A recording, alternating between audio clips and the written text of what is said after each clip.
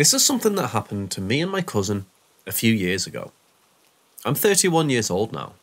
I believe I was about 27 or 26 when this happened. I lived in Lancaster, Pennsylvania with my cousin, and we lived in a small apartment complex in the middle of a densely forested area that had a freeway that runs through the middle of the complex, leading to a highway which we used to walk to work. Yeah, we walked on a highway to get to work. That shit was scary. It took place over the time span of 3 days. The shift itself only lasted 3 seconds, but when the shift was over, we had lost about 40 minutes of time. So we worked in a Wendy's on Mannheim Pike. We both worked the same shift as we requested because we liked working together. We always had fun. So one night at around 3:30 in the morning, which was around the time we were usually walking home because we closed the store at 1 a.m, and it usually took at least an hour and a half or 2 hours to do everything necessary before leaving. As we were walking down the freeway that led to my house, we were talking as we usually did to pass the time. As we walked, we noticed what looked like a headlight. It was bright and kind of blinding, running down the freeway. But there was something odd about the light. It was way too bright for any car that I knew, but I chalked it up to being a new kind of brighter light that I didn't know about. But also, there was the fact that there was only one light, so I assumed it was a motorcycle. I didn't think anything of it at the time, but in retrospect, now that I think about it, we also didn't hear any motors or any other sound that you would hear coming from a motor vehicle. So we continued walking and talking, but we moved to the opposite side of the road to ensure that whatever motorcycle or car was going by didn't hit us, because it was dark outside. And when I say dark, I mean dark. There was literally nothing around us other than the road we walked on and trees on both sides, which was a densely forested area, and at the time of night, you literally couldn't see anything beyond the first row of trees through the tree line. No streetlights. Literally, all you can see was darkness. Even with our phone flashlight, it was only possible to see about 5 feet ahead of us. But since we walked this road every night, we didn't even use the flashlights anymore. We just knew where we were going, and it didn't bother us. So, we continued talking, but after a few moments I thought, why hasn't this motorcycle passed us yet, while still looking up at the road and at the light? Now let me describe the freeway to you. This freeway was a concrete road running down into a highway with a densely forested tree line and a small bridge that was pretty much the border of the apartment complex. Under this bridge was a small creek that ran through the forested area and around the apartment complex. On one side of the bridge was our apartment complex, and on the other side of the bridge was the forest. The light was still coming towards us, but once it reached the bridge with the small creek running under it, it disappeared. I looked at my cousin and asked him if he had seen that, and he said, yeah, that was crazy. So I asked him what he'd seen, and he said he saw what looked like a headlight. He thought it was a motorcycle, but it just disappeared. So I told him, yeah, that's what I saw. I'm glad you saw it too, because I thought I was bugging. Okay, so we shrugged it off, paid it no mind, and forgot about it. So the next day, once again around 3:30, we were walking home from work after closing the store, and again we reached this road. And again, coming down the block as we're walking and talking, we see this light speeding down the road faster than it was the day before. This time, we stopped walking and talking and just looked down the road to watch the light and see what happened. And once again, true to form, a single bright light raced down the freeway. But this time it didn't just disappear. It kept going past the bridge, but once it crossed over the bridge, with the creek running under it, it made an extremely sharp left turn that was absolutely impossible for any form of motor vehicle to make at the speed in which this light was moving. Once it made that left turn, it flew into the tree line, flying through all of the trees. At this point, me and my cousin looked at each other and said, what the fuck? And then we started to discuss what we just seen, saying things like, it's impossible for anything to run through trees like that, at that speed. There's no car or bike or anything in the world that could safely do that. At this point, we were still watching the light flying through the trees, and it made it about 200 feet into the tree line without crashing into anything, dodging through the trees before it suddenly just disappeared. We continued walking up the road with a weird energy in the air, as we both had just seen what happened and were a bit uncomfortable. So we walked and talked as always, but this time we were weary looking around us for any odd occurrences. Now here's where things got crazy. It's our third day coming home from work, walking down this road. But this time, as we walk down the road, we're literally talking about the experiences we've had over the last 2 days on this road. So now we're about a quarter of the way down the road.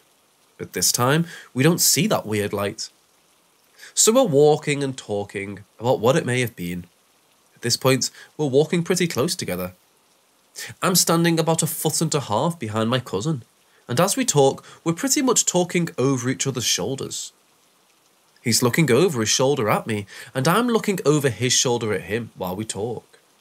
At this moment, I pulled my phone out of my pocket and checked what time it was, because we had left the store at 2:58 a.m. It was now 3:37 a.m. So as we walked and talked, mid-conversation, the whole world seemed to disappear. There was no warning, there was no shifting effect, no dragging effect, no melting effect, nothing. Just 1 second the world was there, and the next it wasn't. Kind of like when a game clips or fails to load properly. So in mid-stride, the world just disappears, and I stop moving. I stopped walking, stopped talking. I just looked around trying to figure out what the fuck was happening at this point. 1 second ago, I was on the road in a densely forested, extremely dark area, and the next, I was standing in what looked like an unused dimension. To give you a picture of what it looked like, there was no road, there was no trees, there was no darkness, there was no sky, there was no floor. It was just white. Everything. There were no shadows, there were no shades. It literally looked like I was standing on an unused piece of printing paper. It was just white everywhere. There was nothing. I couldn't even see my cousin, who was standing just a second ago, 1.5 feet away from me. I was scared. I didn't know what to do. I stopped walking mid-stride, with my foot still suspended in mid-air. I looked around for about 3 seconds. That's as long as the dimension slipped. And just as unexpectedly fast as everything disappeared, it was just as fast as it all came back now. I was back on the road. I could see the trees. I could see my cousin was a little further ahead of me, and then I remembered before the dimension slipped. Before everything happened, he was only about 1.5 feet away, but when we came back, he was more like 5 feet away. I attribute this to him not stopping when the dimension slip happened. The reason I stopped moving when the dimension slip happened was because I had to read a few paranormal books which included chapters on wormholes, and had read a few stories in which people say that when they're in wormholes, any small movement they did sometimes landed them hundreds of feet or sometimes miles away from where they started. But clearly, my cousin was unaware of this and took maybe another step or two, when whatever happened happened. But when everything came back, me and my cousin stopped and looked at each other. The first thing that came out of my mouth was, "Did you see something?" And he said, "Yeah, what the fuck?" So I asked him what he had seen, and he said that it looked to him like the brightest lightning bolt he'd ever seen. Like, do you know how the light flashes when lightning comes down and it makes everything turn white? Well, like that, but 100 times worse, and I couldn't see anything. I told him it sounds similar to what I'd seen, but I didn't see any lightning bolt. There was no lightning. Everything just turned white.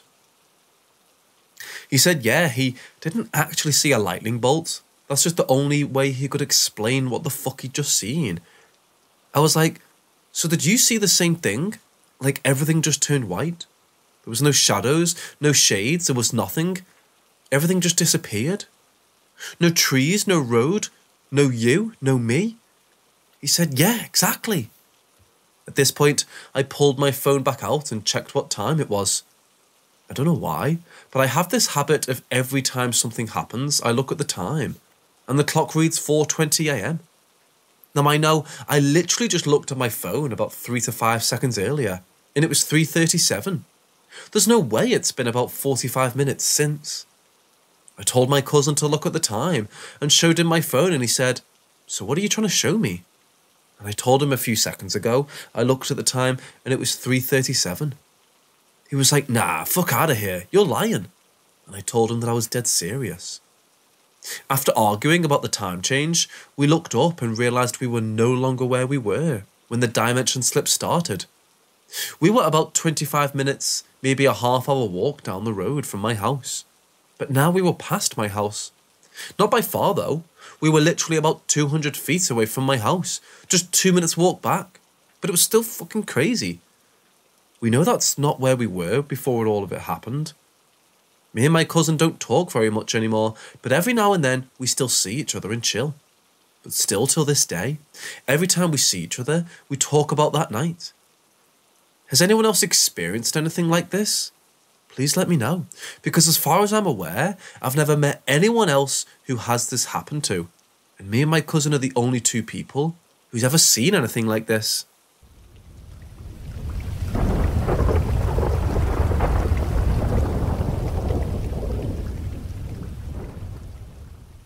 So this was a few years ago. Me and my ex, who at the time was my girlfriend of 8 years, were living together in a small apartment in Manhattan. We were having some serious relationship issues at the time, and ended up separating a few months after this situation. But being with me for so long, she had kind of gotten to the point that weird shit tends to happen around me. But for a span of about 4 or 5 months, the activity had gotten out of hand, to the point where I had actually started documenting it. I wish I still had the evidence to post. So literally, pretty much daily, we had started experiencing paranormal occurrences. Things falling over when no one was near them. Doors opening by themselves. Hearing someone when you were alone. White orbs flying by. Black orbs on other days. Thing is, they'll fly right by you, and if you follow them with your eyes, they'll fly right into the wall and vanish through the wall. But there was one thing that really made me start documenting this shit. So we had all of our gaming systems hooked up to one TV. But I ran out of games to play on my PS3 and Wii at the time. So usually, the only system we would turn on was the Xbox 360.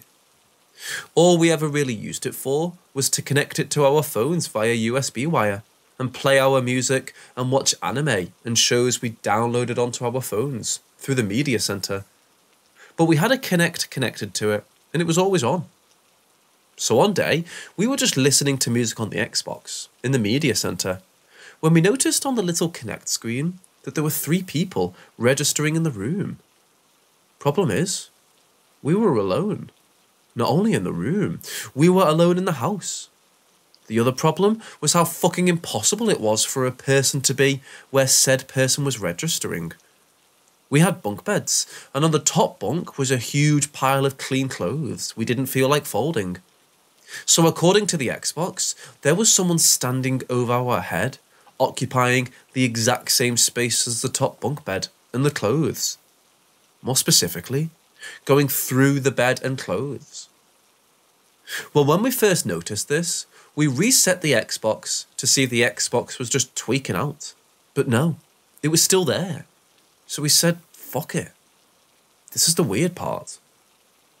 We turned on the Xbox every single day for the same purpose. Sometimes it was there, sometimes it wasn't. When it was, we would check it out every now and then to see what it was doing. Sometimes it just stood there. Sometimes it would wave, and sometimes it even looked to have been dancing. So I know no one would ever believe me if I told them this every now and then. I would take a few seconds of recording this. I had, I think, 3 or 4. So on another day, we're just listening to music, sitting on the bed, playing cards silently, when the music stops for no reason. Confused, we looked up to see why, only to find that the voice command had been activated. Problem is, neither one of us had said anything. So I pulled out my phone and started recording the TV screen and explaining what had been going on, and showing in the video that even though me and my girl at the time were completely silent, according to the Xbox, someone that none of us could see or hear was speaking. Pretty much just showing the little mic icon with the sound waves emanating, even though the room was completely silent.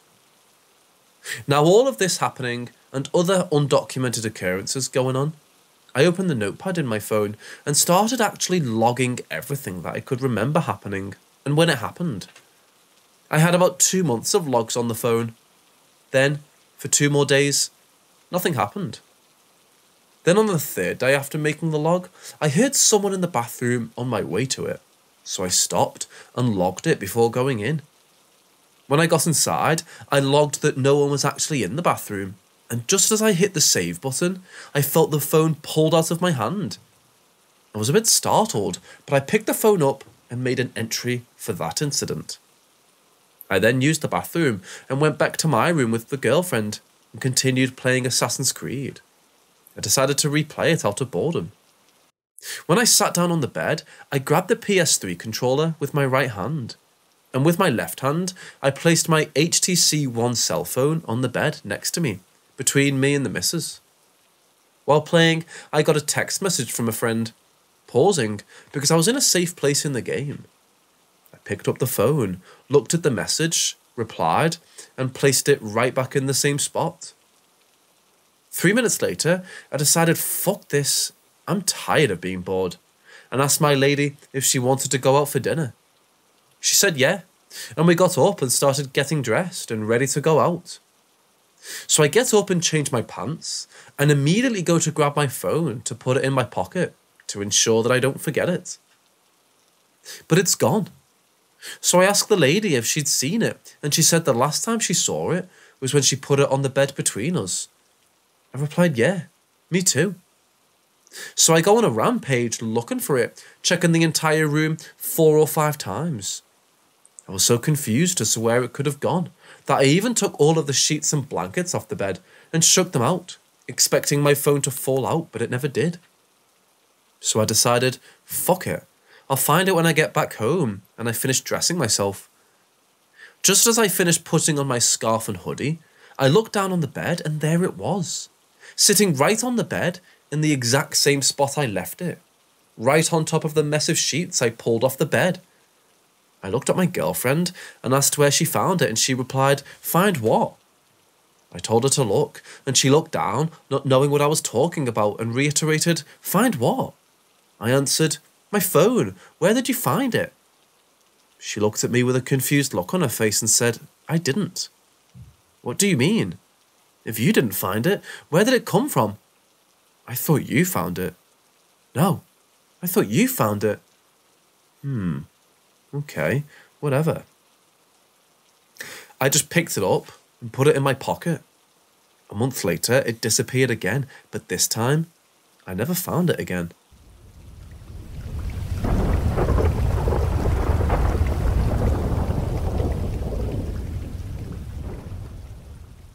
This is an experience I had when I was around 14 or 15 years old, in maybe 2004 or 2005. I lived in the country of Southwest Virginia and was a typical country boy. I had just gotten old enough for my mum and stepdad to trust me raccoon hunting alone. That night, just as the sun was setting, I took the dogs out like I had done before and went out to our hunting grounds, maybe a 2-mile walk from home. I turned the dogs loose and waited for them to open. A few minutes passed and nothing. This wasn't that strange, but after waiting for maybe half an hour with nothing, that was very odd. We didn't have great coon dogs, and normally, if they couldn't find a raccoon, they sensed soon they would just strike a deer track or something, but I heard nothing from them. I began to walk around and call for them, but no response. I kept walking and noticed the entire ridgeline to my right had a red glow from the other side of the ridge emanating from the holler. I thought to myself, I guess the farmer is cleaning brush and has a massive fire burning. So I went to check to make sure it wasn't a forest fire. But as I got closer to the top of the ridge, I got an uneasy feeling and noticed the light was not from a fire. No smell of smoke, and the light was not flickering as the light from a flame would. And most noticeably, the glow was an unnaturally bright red, like how a stoplight on a dark corner will cast a red, creepy glow on everything. Mind you, this is in the middle of a forest and cow pasture with no electrical power. That's when I realised something was seriously wrong and got very scared. I was carrying a single-shot 20-gauge shotgun with birdshot, but my pack happened to have a few leftover buckshot and slug shells. I quickly and as quietly as possible loaded a slug and kept 2 buckshot shells in my hand. I was scared. I backed away and took the long way around to get back home so I could get as far away from this as possible while on edge the entire time. I got back and told my mum and stepdad what I saw. My stepdad scolded me for leaving the dogs in the woods. He thought I was making up a story of being lazy and didn't go after the dogs. About a week after that happened, I woke up and walked into the living room. He jumped up and said, "I saw that red light that scared you. It scared me too." He had been hunting near the same place, but not quite, and said he saw 3 bright red flashes that lit everything around him up enough he could have read a newspaper, and that was the end of it. We never had another experience after that. I don't know what I experienced, and it's always bothered me. Part of me regrets not walking the extra 25 yards to see over the ridgeline. The other part is happy I didn't.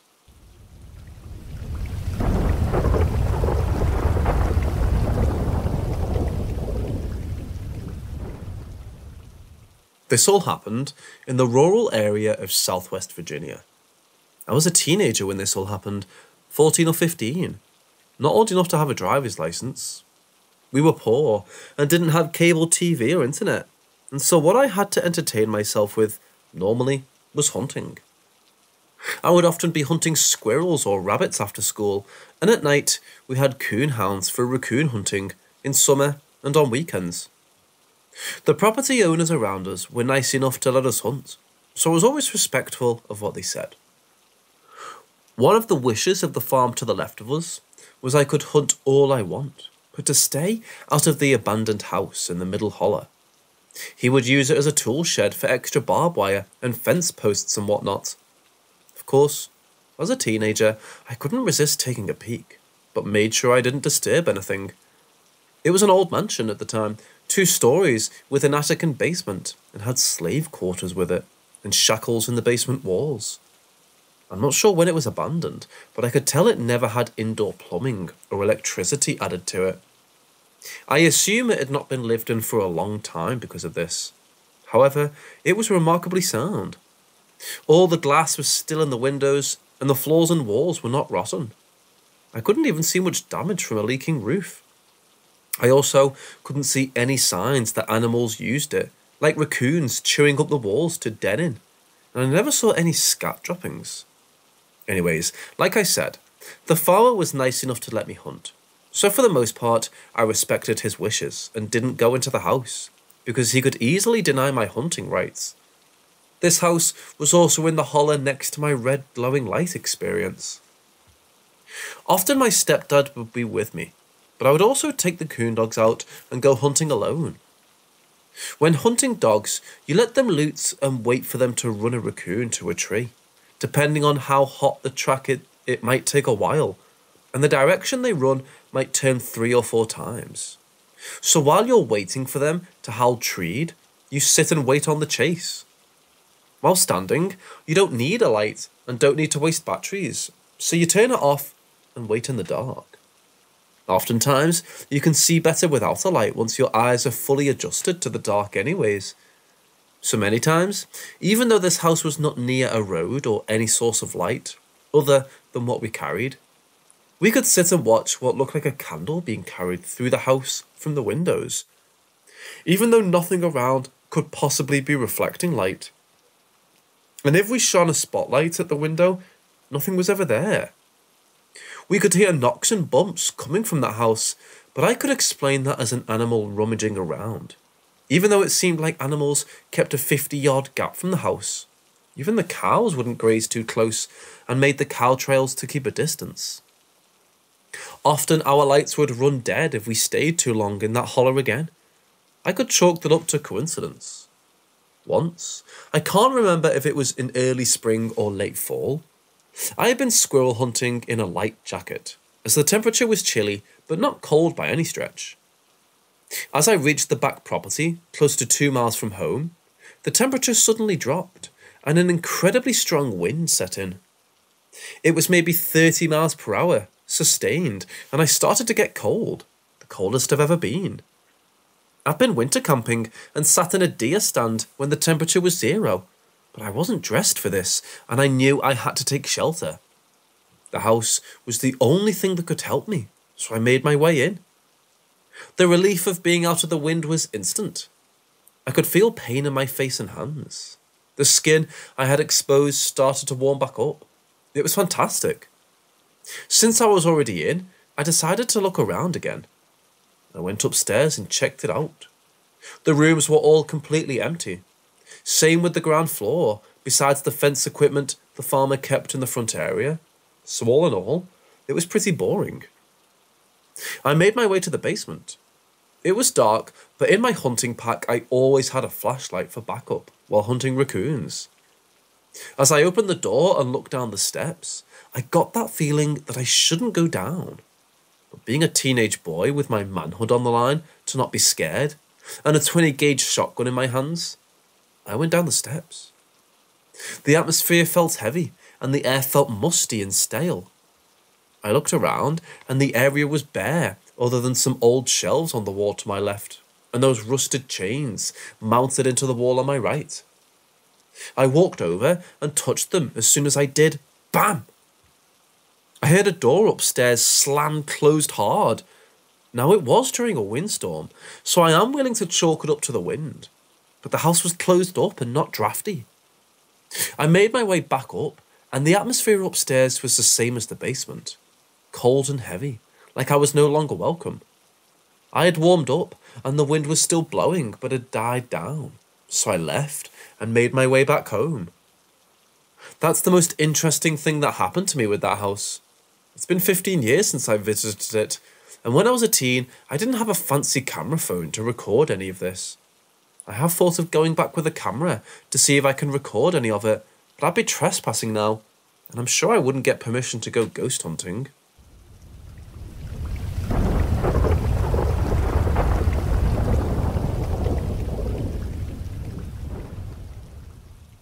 I love ghost stuff, but don't mess with it, because I don't want no bad juju. The restaurant I work in is an old one, but I don't have much of a history on it. I haven't searched for it.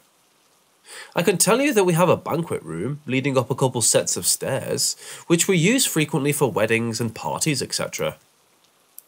Probably a few weeks to a month into my job, I was asked to carry some dishes up to the banquet room, so that we have them ready to go for the wedding party. No big deal. I carry said dishes up, having to make several trips. When I get up to the banquet room each time, I slightly feel like something is different. I didn't think too much of it though, and let it slide as I was in work mode. Just to note, I'm an individual that's very in touch with how I feel, and the vibes I get from people. At least, that's what I think. Or I'm just nuts, who knows?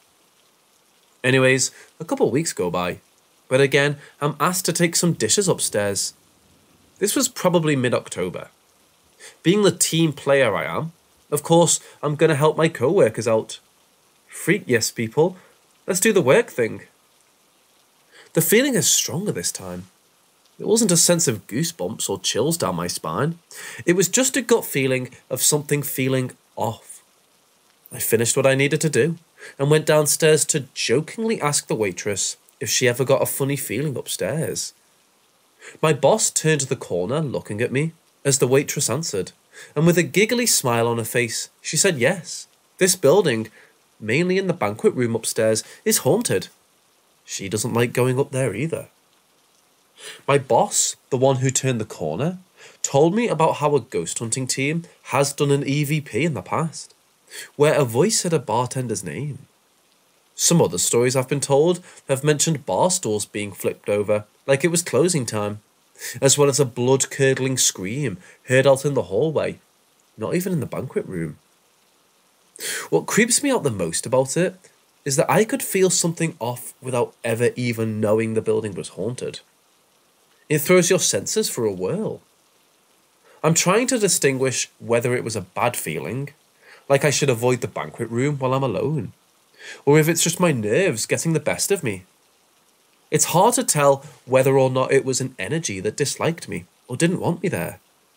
Now that I know it's haunted, I've been dreading going to work because I know I'll have to go up there alone again. I make sure that I'm not the last person to leave the building because I don't want to risk having an entanglement with the unknown. I also feel that I got that gut feeling as a warning sign. Something wasn't right, and my senses knew it. That kind of tells me to not be alone in that place.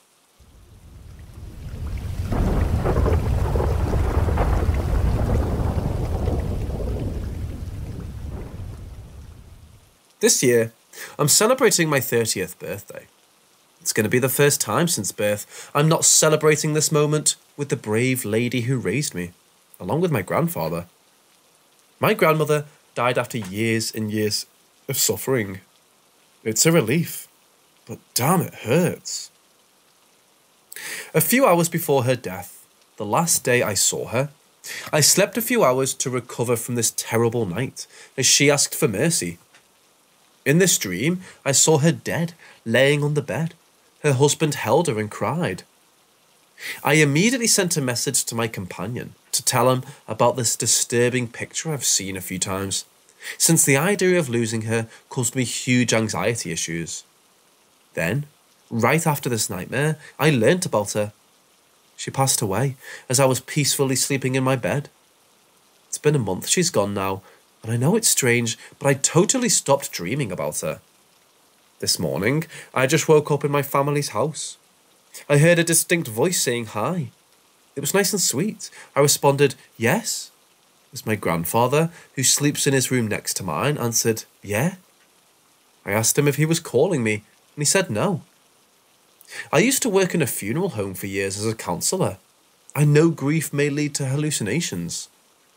Have you ever had a dream about your loved ones who eventually died moments ago? Do you think it's pure coincidence? A simple sign of empathy since I felt extremely worried about her? Do you think I talked while I was asleep? I know a lot of my friends confirmed I'm a sleep talker. Anyway, that's not the most thrilling experience I witnessed, but I'm curious about these two moments. First, the dream. Secondly, the call.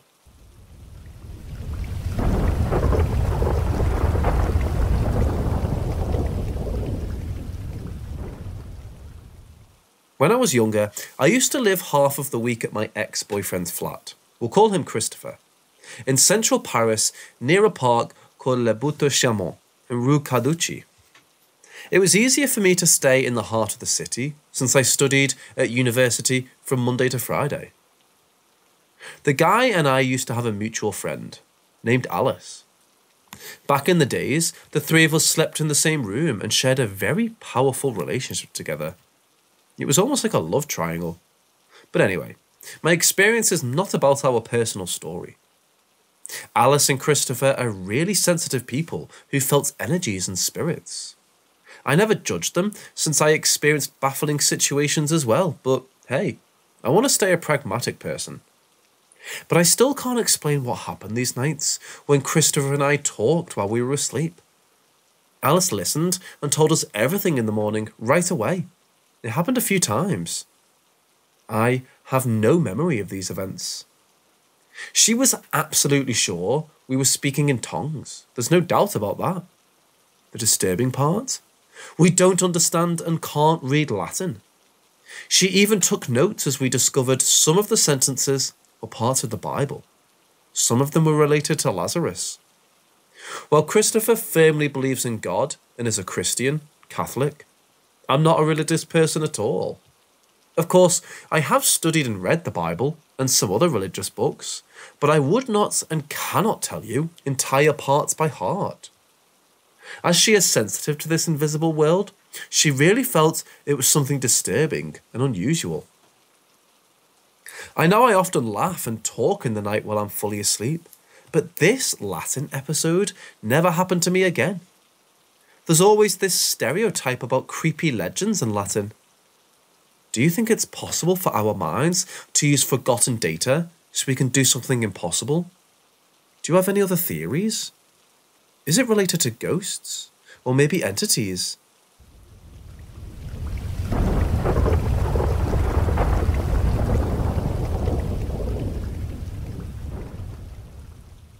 I purchased a home roughly 2 years ago after living in an apartment that was located right behind a cemetery. Here at the house, it seems like we were either followed, or what was already there just kept doing its thing. We include my 3 children, daughters 12 and 10, and son 5. I'm a single father. This thing does not bother them, only myself. It all started out about 3 days after we moved in. I was in the kitchen, and you can see the hallway that leads to the kids' room. I saw what looked like one of my kids run down the hall and into one of the rooms. Right after that, all 3 of my actual kids came running in from the front door from playing outside. I just thought, okay, whoa.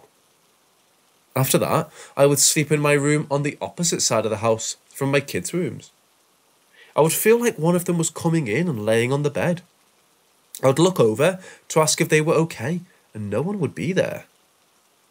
On one particular night, the same thing happened, only this time, I felt a kid's arm lay across my back. I rolled over, and what looked like a girl smaller than my daughter jumped out of the bed and went into the bathroom.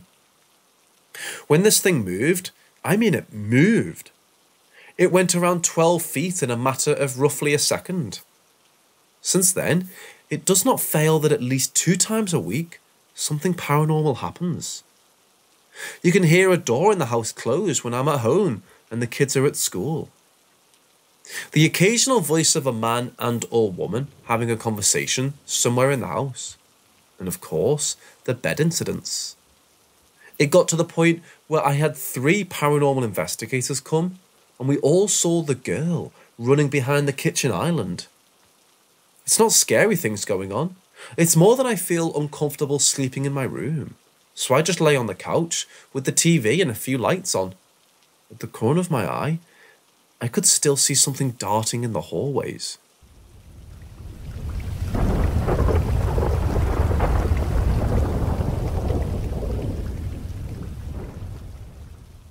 My father was involved, but whenever I ask him about what happened that night in the apartment, he insists it never happened.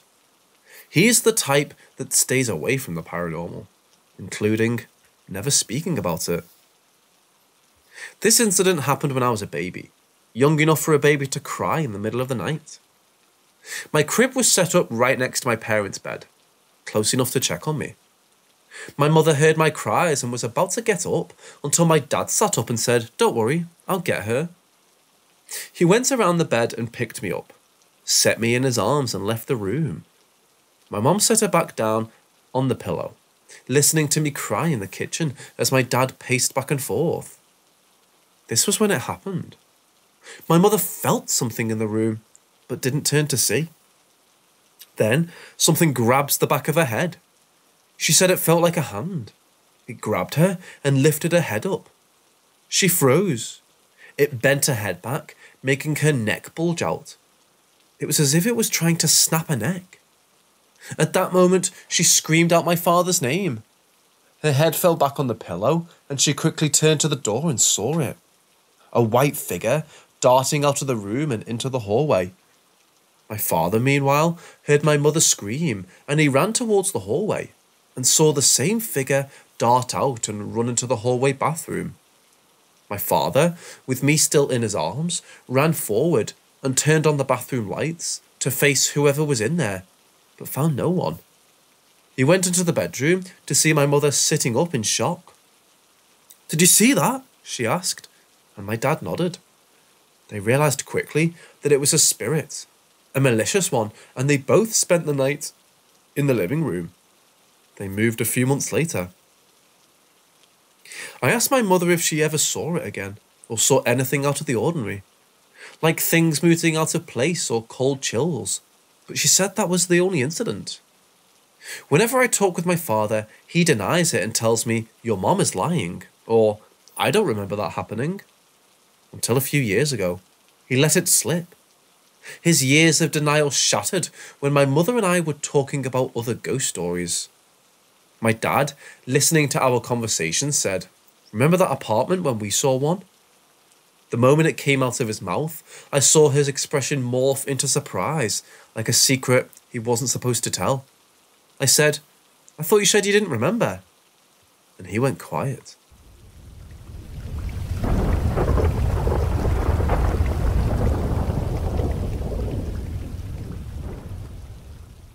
I'm in college now, but from the age of 9 through 17, I went to a music camp a few hours from my house in the mountains, in the middle of nowhere. I loved it every year. It was magical, and it was all thanks to a very old woman who owned the property with her husband since the 50s. Anyways, she was very elderly, and her oldest son lived with her, and he was also very old. He ends up passing away at the beginning of the semester in August from long-term illness and complications. I didn't know him very well. He only conducted for the most advanced students, who I wasn't grouped with until my last 2 years. I can't remember the days of the week exactly, but for ease, I'll say I had a very long and difficult dream on Monday night. I can't remember the details of it very clearly, but I remember waking up in the middle of the night, panting, as if I'd been holding my breath. Hot, heart pounding, and a sense of dread so bad, I had to turn my lights on, just to be sure there wasn't a maniac about to stab me. I managed to go back to sleep and continue my routine on Tuesday, as if it hadn't happened. I later found out Friday that he died late Monday night or early Tuesday morning. It was sad news that hit, but I also got hit realising that I had woken up, panicking the same night. Fast forward to winter break, and I have a similar dream and wake up panting and gasping, hot, disoriented and scared again. This time it was actually Friday morning around 2 a.m, because I checked my phone to use the flashlight to scan my room and make sure I was safe. I go back to sleep and wake up to texts from friends in several different states who had gone to camp with me.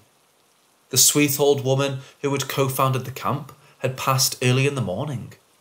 This time, it hit even harder that I had the dream again. Last instance, I had a neighbour who lived across the street and over one house to the left, who I'd seen as a kid, but as I grew older, I'd started to forget what she looked like and her voice and such. This was after high school.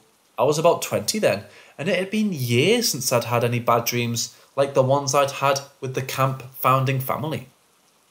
Anyways, it was summer, and my mom came in and asked if I'd be willing to help our neighbour, since she'd recently had a stroke, and her family was all out of state at that point, and I had been looking bored.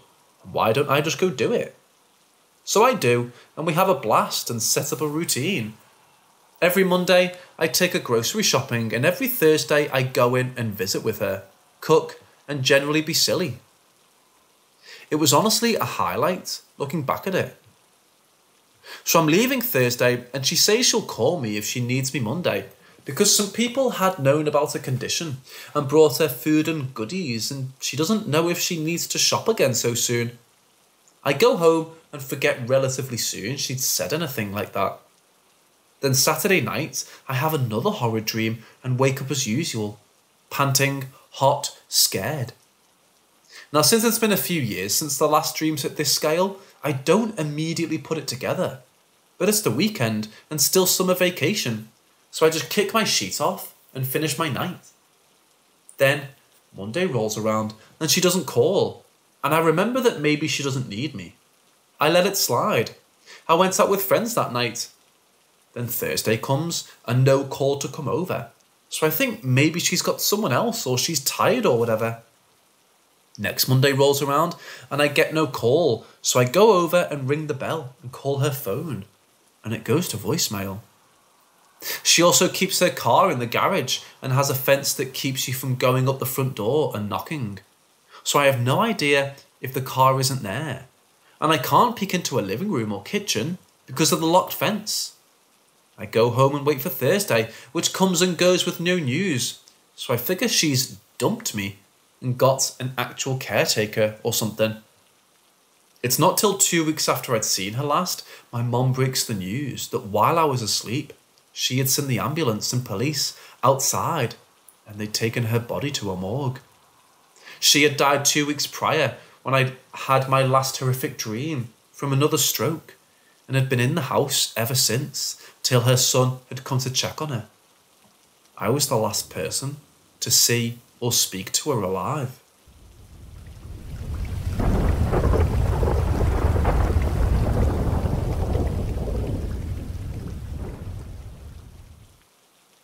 As a kid, I often called for my parents in the night because I wasn't afraid of the dark.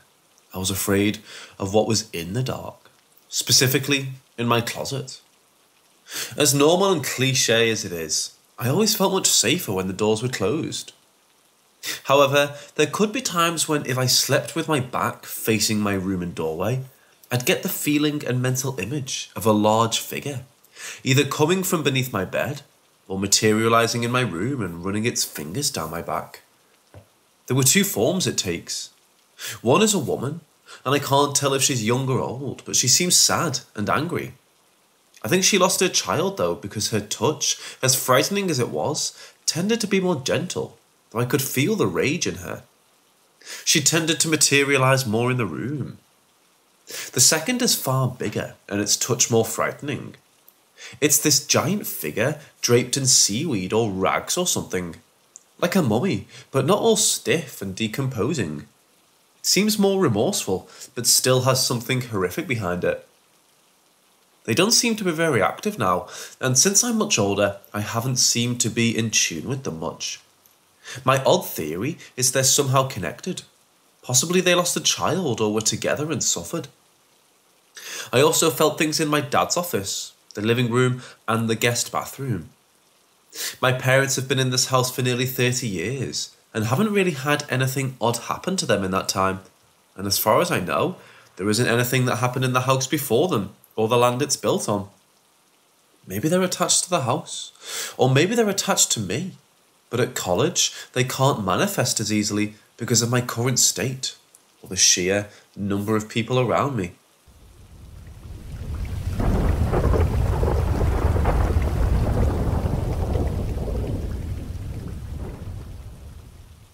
My dad, oldest brother and a family friend have both seen this old man at different points in their life. When my dad was about 14 in his childhood home, he went downstairs to get a drink. He doesn't remember what time it was. It would have been 3 a.m. or it could have been 11 p.m. He doesn't remember. The living room door was already open and the hallway light was shining into the living room, making it dimly lit. My dad went to walk into the living room, but noticed an old man sitting in the chair in the left-hand corner as you're facing directly into the room. My dad says he didn't feel scared or intimidated. He was just confused. My dad and the old man were just looking at each other for a solid 10 seconds before my dad walked into the living room, went to the kitchen, got his water, and came back. When he came back out of the kitchen, the old man was still sitting there, but his body was still in the same direction as before. But the old man's head was facing my dad's direction. My dad walked past the old man once again and went back to bed. The next morning, my dad asked his dad, who his friend was, who was in the house, and my granddad said he didn't have any friends over. About 20 years later, when my family moved into the house I now live in, I wasn't born at this time. My brother, who was about 7 years old at this point, was the last one into the house. My brother started screaming and crying, and my parents came running through. My dad asked him what's wrong, and my brother pointed up at the top of the staircase and explained there was an old man up there, staring at him. Just after Christmas of 2019, my mum had 2 of her friends over, who have never been in the house before. My mum shouted at me, and she told me to ask her friend, who's a bit older, what he just saw at the kitchen door. I asked him, and he explained he looked up and saw an old man just standing there, looking across at him, then he just disappeared. I asked for more details, but he struggled to describe what the old man looked like. He could only say he looked relatively normal.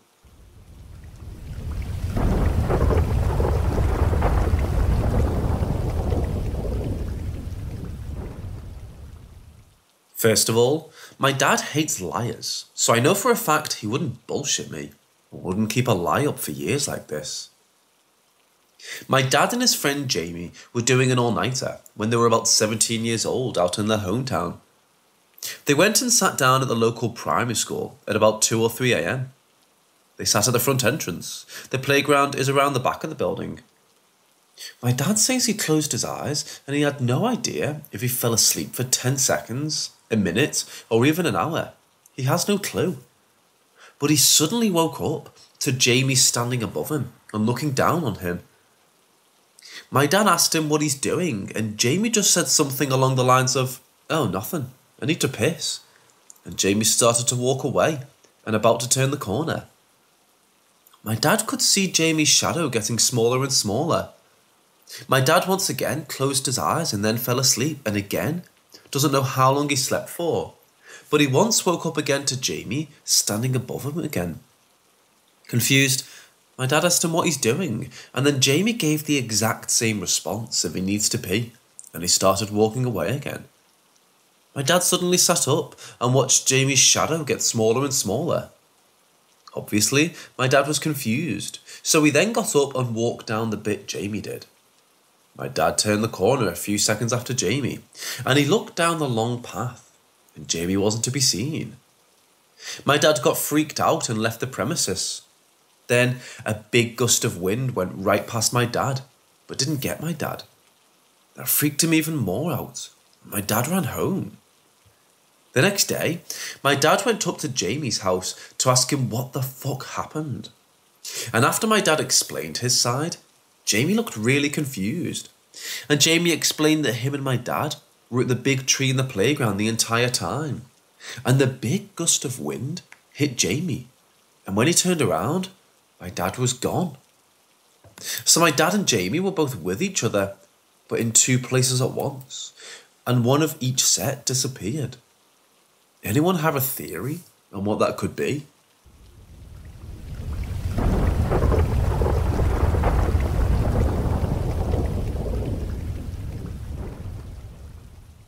I've been living with my boyfriend and his family for a little while now because of COVID quarantine. They recently moved to a new house, and I've been sleeping on the couch in the basement, since my boyfriend has a twin bed still, and it doesn't fit the both of us. I started to notice some weird stuff going on while attempting to sleep down there. There was this toy that was basically a Transformer jet airplane with a little speaker that made noises like it was flying. This toy started to go off seemingly at random throughout the night. The first few nights at this, it didn't freak me out enough to think anything was up. Maybe just an old messed up toy with a stuck button. Then a few nights later, it woke me up at exactly 3 a.m, going off like crazy. It sounded like someone was repeatedly pressing the button almost. I got really fed up because it woke me up in the middle of the night and ended up putting it upstairs. Despite it being on a different level, I could still hear it going off. That same night, I could hear footsteps going up and down the stairs, leading to the basement, but ended up finally falling back asleep. The next day, my boyfriend's mom returned the toy to the basement. At about 6 a.m, I was awoken again by the toy going off like all hell. It was going off so often that it wouldn't even complete the noise before starting again. I was mad at this point and began yelling at the toy and the spirit to stop and leave me alone. It got worse and worse the more I yelled at it. I eventually grabbed the toy and threw it onto the back porch. For the next few nights, nothing happened. That is, until tonight. I woke up at 4 a.m. to water being poured or steaming onto my feet. I jumped up to investigate where it was coming from and what had just happened.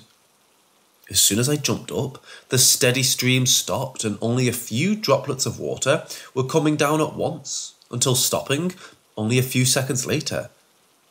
I investigated the ceiling and saw no water damage or sign of leakage. There was a pool of water on the leather couch that I slept on, but I couldn't find an actual source for the water. I checked on all the animals and all of them were fast asleep. I even went and made sure all the members of my boyfriend's family were asleep, in case one of them was trying to pull a prank on me. But they were all still in bed and passed out. I hadn't even told anyone of the weird occurrences besides my boyfriend. I really don't know what's going on. I saw something about the water poltergeist when I tried to look into this weird phenomenon. I've never heard of water poltergeist before, but it seems to fit the situation.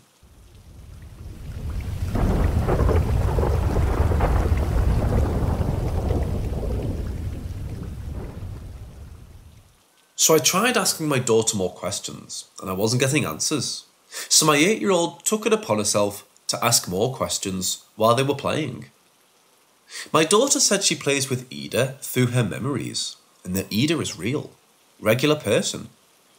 Another thing, I showed her the pictures again, and she wasn't sure who Ida or Sarah were right away. She said, "Who were they again?" She recognised them, but didn't know who they were right away. Once I told her, she knew though. I believe it may be because she hasn't seen Ida in a while, and Ida showed herself as a child to my daughter, and the pictures are of adults. Although the first time I showed her the pictures months ago, she knew who Ida was right away, and when shown Sarah, she said, "That's me." So my daughter just turned 4 years old. About a year ago, she started talking about her friend Ida all the time.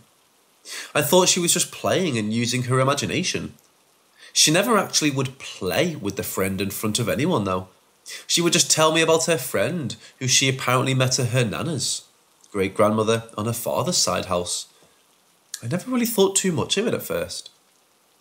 One day, we were pulling into a Walmart parking lot, and my daughter pointed towards an apartment building next door and said, "That's where my friend Ida died." I was like, what the fuck? I tried to ask her what she meant by that, but she just repeated it and then changed the subject, as a toddler often does. I was weirded out, but again just shrugged it off. A few months later, we were pulling into the same parking lot, and she said it again. That's when I knew it wasn't a normal toddler imagination. It was just too strange. I tried to ask her more about Ida when she would bring her up, but couldn't get any real answers. She really only brought Ida up occasionally, so it wasn't something she would talk about all day, every day. It all came to a head one day when my daughter's stepmom texted me, asking me if I knew about my daughter's friend Ida. I said I did, and she told me that she has been talking about Ida Carter and her sister Sarah, and she decided to Google their names. She found a record of the sisters with pictures and sent them to me. The girl who was Sarah looked exactly like my daughter, only a young adult instead. They have the same big black eyes and black hair, the same features. They look related for sure.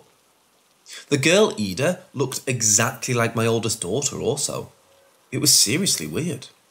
But the icing on the cake was that there was also a picture of their mother, whose name was Betsy Lawson, the last name of my kid father's grandparents. The last name of my kid's nana, whose house my daughter had apparently met Ida at. And the thing that gave us no doubt about it was the same picture of the mother that we found online was hanging in their nana's house. The grandfather, who would have known these relatives, passed away years ago, so we couldn't ask him about them. I asked their nana, and she doesn't know who they are. Ida, Sarah and Betsy are all deceased. Ida passed away in the 1970s. I'm completely convinced that my daughter has communicated with Ida's spirit and almost believe that she may have been Sarah in a past life. The one thing that is strange is that my daughter says Ida is a little girl just like her, but Ida died as an adult. There's no doubt that the people we found online are related to my kids and their father. They have distinct features that make it even more convincing. My daughter has said many things that have made me believe she can see things beyond this realm, but this one is by far the most unexplainable. I'm convinced my daughter's ancestors have communicated with her.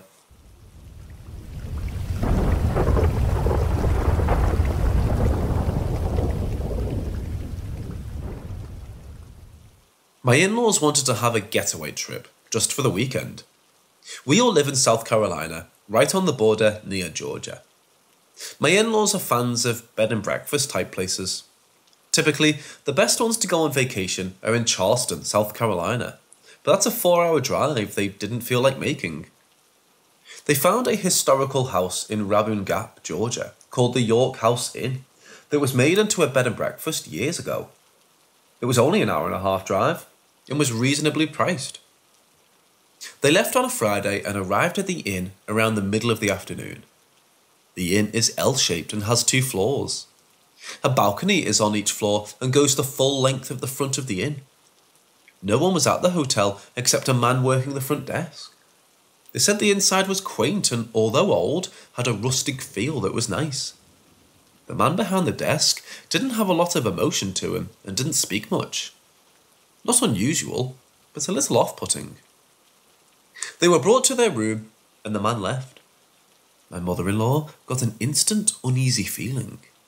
She didn't say anything to my father-in-law because she didn't want to start anything or make a big deal out of it, but she definitely didn't want to be in the room, so she suggested they go out on the balcony. The balcony had many wooden rocking chairs on it. My mother-in-law said she kept looking out of the corner of her eye and felt like someone was sitting next to her, but every time she looked, there was no one there. They sat there for maybe an hour or so, then went to dinner. My mother-in-law said the creepy feeling went away while they were gone, but instantly came back when they were back at the inn. My mother-in-law had my father-in-law go down to get her purse from the car. While there, my father-in-law said he kept getting the feeling like he was being watched from an upstairs window. Of course, every time he looked, there was no one there. It was around 9 p.m. by this time. When he returned to the room, my mother-in-law finally broke her silence and said, "I'll stay here the night, but I know I'm not going to sleep at all if I do." My father-in-law, who was also getting a really creepy vibe but not saying anything, decided that they would leave and go home at 9 p.m. at night. As they were going downstairs, they came upon the man working there, and his hand was held out already, like he was expecting them to come down and give them the key to their room.